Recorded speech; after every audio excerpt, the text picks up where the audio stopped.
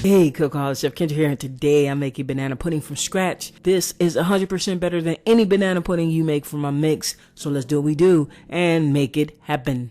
We have milk, heavy whipping cream, bananas, eggs, vanilla extract, and I like to use my own, some delicious homemade vanilla wafers, salt, flour, and sugar.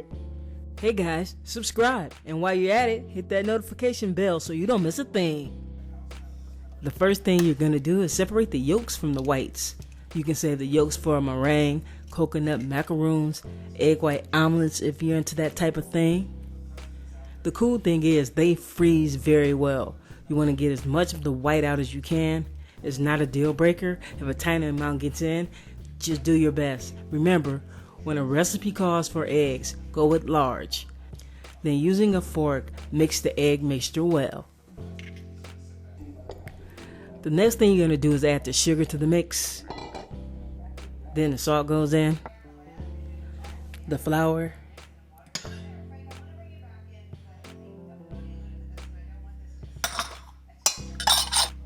Mix the heck out of this. My mom makes terrific banana pudding. Unfortunately for me, she's a little shaky on how she does it.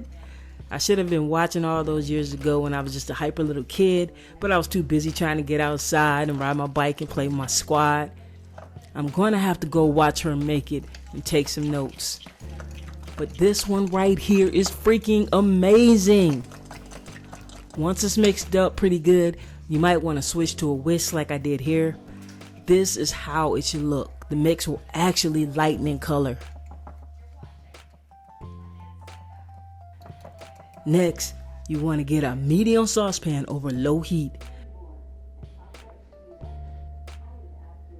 Now add all of the milk.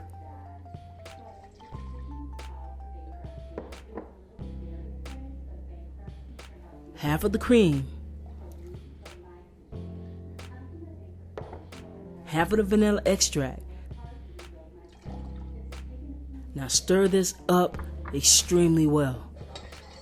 When it comes to a simmer and you see a bit of a bubble, remove it from the heat and let it stand for 5 minutes.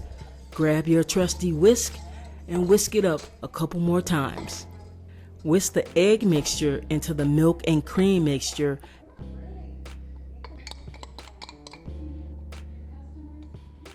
and return to low heat. Continue to whisk and cook until the mixture starts to thicken up. Once this happens, let it cook for another 30 seconds. You don't want it super thick, but it will thicken up more once it cools, so don't go too far. You need to have a hand strainer at the ready over a medium bowl. Pour the hot mixture into the strainer. Stir and strain your pudding mixture.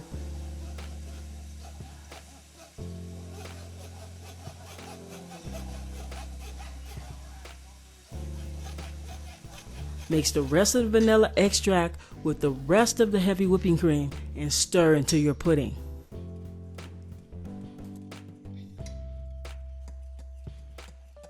You want your bananas to be nice and ripe, but not so close to the edge that the only thing they're good for is sticking them in a blender and making a smoothie.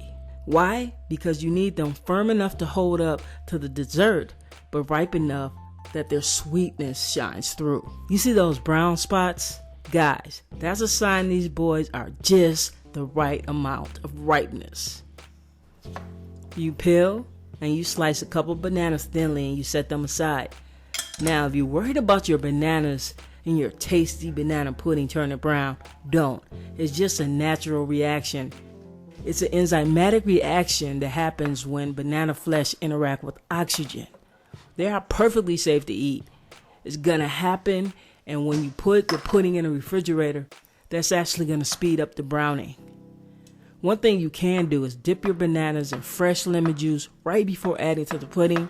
This will add a slight lemon and acidic flavor, and if you don't mind that, go for it. Serving right away also helps. I make these lovely cookies from scratch. The link is down below or up in the corner. These are super easy to make.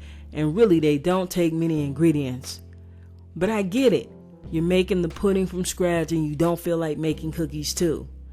So if you don't feel like it, don't sweat it. Buy some vanilla wafers or chessmen or even some shortbread cookies like Lunar Dunes and just use those.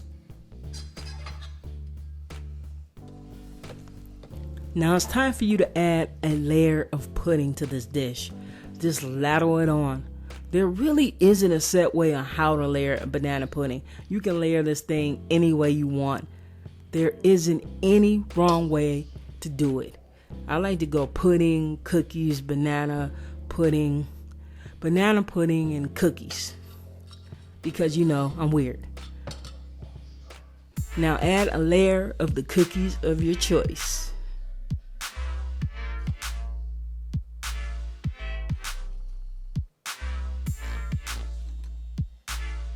Now a layer of bananas.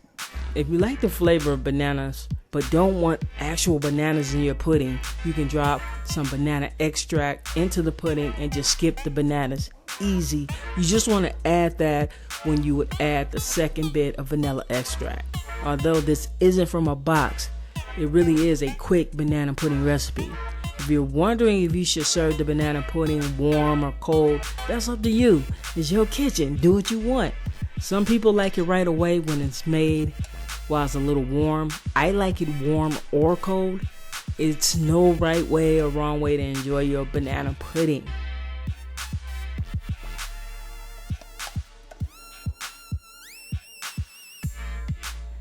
Now I'm just gonna finish off this masterpiece, and it truly is, y'all, with this last cookie. Alright, I shared the link to the full version of this recipe down below. Hey guys, that's it for this time. I'll see you next time. Chef Kendra is out. Peace.